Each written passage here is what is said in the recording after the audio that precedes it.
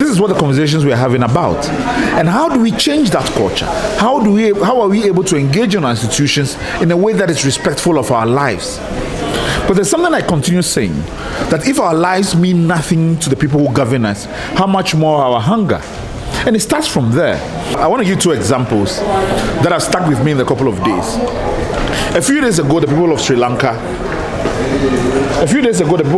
went onto the streets and to demand answers for their worsening economic situation. The government being in so much debt and being in similar economic situations as Ghana. Citizens marched to the presidency and occupied the presidency. Not a single individual lost their lives. Because the police establishment understand that human lives are more important in any given situation over anything else. Even as I speak to you now, after the aftermath of that, there are people who are involved in that who are being arrested by the security establishment. Because they understand that law enforcement doesn't mean that you have to kill people there and then, and that out of that you cannot enforce the law. Let's take the situation of America. Citizens of America rose up and occupied Congress. After the incident, even during the incident, no American citizen lost their life from law enforcement. It is possible to enforce the law without killing citizens. After the event, the police sat down and looked at footages and were able to arrest people and put them through the court system. There is nothing about protesting in this country that demands that people have to be killed in order for the law to be enforced. Nothing. As I'm speaking to you now, citizens in Iraq have occupied their parliament and have been there for 3 days. And that the police have given them that they will start clearing out the premises after a certain deadline, if people are still there. Even in those situations, in countries that we do not regard, they're able to respect the lives of their citizens.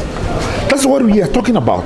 Nothing imperils a democracy more than the fact that people will lose their lives in the process of demanding better. That is the conversation we want to be able to have with our state. And if we are unable to solve this fundamental question about a democracy, then we in fact do not have a democracy. What we have is a police state. And the language of having a police state is not language that is used lightly. Because the police become the outmost foot soldiers of governmental repression. And if we cannot demand answers from them, we cannot demand anything from our government. So this is the conversations we've been having today. Today is August 4th, Founders Day. Put that apostrophe where you wish. We talk about the fact that if we're celebrating the Bexes in the collective, then it means we're celebrating protests, we're celebrating brutality and violence. What do you mean by that? So one of the things I've always tried to emphasize from the very beginning of Fix the Country, one of the things we said is that we are creating a protest culture.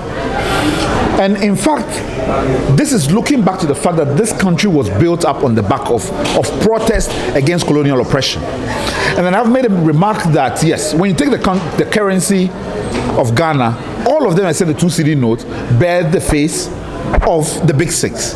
And we would not have the Big Six but for protest. And so it is something that if we consider as a national value, that these people or these individuals who were involved in that protest were a symbol of the Ghanaian aspiration of a different future, of a future that lived without oppression, then we must be a society that is more protective of protests and demonstrations generally. I've given you an example, and I remember when Face the Country went to the Supreme Court and won in the Supreme Court when we had been injuncted perpetually from ever organizing a demonstration. And I reflected over the irony of the fact that we have a president who went to the Supreme Court to demand for the right to protest for the NPP. It served the political party agenda then. Now when young citizens under his presidency are demanding for the right to protest and to protest peacefully, that they are being killed or the police are being instrumentalized to deny them that right. These are questions that we have to be able to ask and demand answers for our democracy to endure. IGP has to make some important reforms. Yeah. Can you talk about that a bit? Yes, I mean, I've talked about, I am always auditing the relationship between we, the governed, and those who govern us. And that anything that is protective of our rights, that recognizes our humanity, is something that I celebrate. And in particular, I think that we're having sufficiently given the IGP plaudits over the fact that now the police are required not to publish the face of people they arrest in regular law enforcement on social media. That's a huge improvement that is respectful of the dignity of people. And I've talked also about the fact that the police now have a directive that they cannot interfere with or arrest people who are filming them in the course of the actions.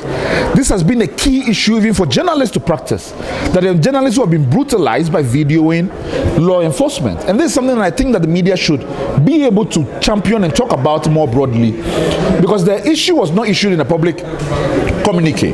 The police were training people privately. And I think that the more we bring it out to the open and more people become emboldened, we can be able to get record of, or be able to audit better the way the police interact with individuals if they have them on camera.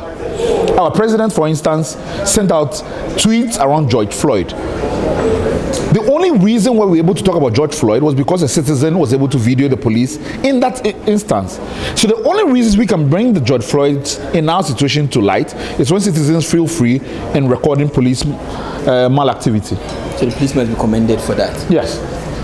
What do you mean by social media making Ghanaians lazy? So there's an interesting example that one of the colleagues, Farida Borembeba, was talking about in Cote d'Ivoire, where the government shut down social media. What happened was that people were going onto the streets more. The more we've used, I remember, for instance, when there was an issue about the former president Mahama receiving the Ford gift. And I was one of the people calling for him to resign at the time. And one of the things I was talking about is that for a lot of us who were then mobilizing on social media and hashtagging resign or impeachment, it wasn't going to happen unless we took that much onto the streets and mobilized people towards that.